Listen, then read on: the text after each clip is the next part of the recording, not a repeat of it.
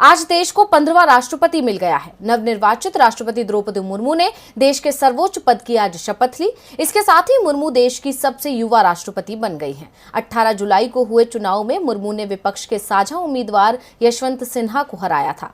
प्रधान न्यायाधीश एन.वी. रमन्ना ने मुर्मू को देश की 15वीं राष्ट्रपति के रूप में शपथ दिलाई। देखते हैं ये रिपोर्ट।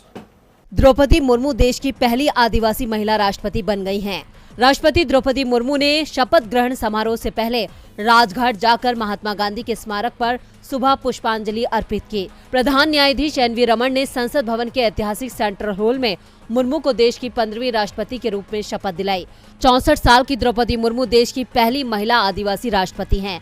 द्रौपदी मुर्मू उड़ीसा की रहने वाली हैं। वो इससे पहले झारखंड की राज्यपाल भी रही हैं। शपथ ग्रहण समारोह से पहले निर्वर्तमान राष्ट्रपति और निर्वाचित राष्ट्रपति संसद पहुंचे। उपराष्ट्रपति और राज्यसभा के सभापति एम वेंकैया नायडू, प्रधानमंत्री नरेंद्र मोदी, लोकसभा अध्यक्ष ओम बिरला, मंत्री परिषद के सदस्य, राज्यपाल, मुख्यमंत्री, राजनयिक मिशनों के प्रमुख, संसद सदस्य और सरकार के प्रमुख, असैन्य और सैन्य अधिकारी समारोह में शामिल हुए। राष्ट्रपति द्रौपदी मुर्मू देश की सबसे युवा राष्ट्रपति बनी हैं।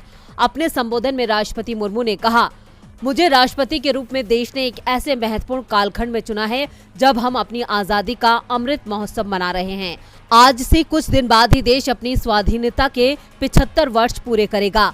ये भी एक संयोग है कि जब देश अपनी आजादी के 50वें वर्ष का पर्व मना रहा था, तभी मेरे राजनीतिक जीवन की शुरुआत हुई थी और आज आजादी के 75वें वर्ष में मुझे ये नया दायित्व मिला है। इसके अलावा द्रौपदी मुर्मू ने सभी सांसदों और विधायकों का शुक्रिया अदा करते हुए कहा कि भारत के सर्वोच्च संवैधानिक पद पर निर्वाचित करने के लिए मैं सभी सांसदों और सभी विधानसभा सदस्यों का हार्दिक आभार व्यक्त करती हूँ। आपका मत देश के करोड़ों नागरिकों के विश्वास की अभिव्यक्ति है। द्रौपदी मुर्मू के राष्ट्रपति बनने पर गृह मंत्री अमित शाह का बड़ा बयान सामने आया है।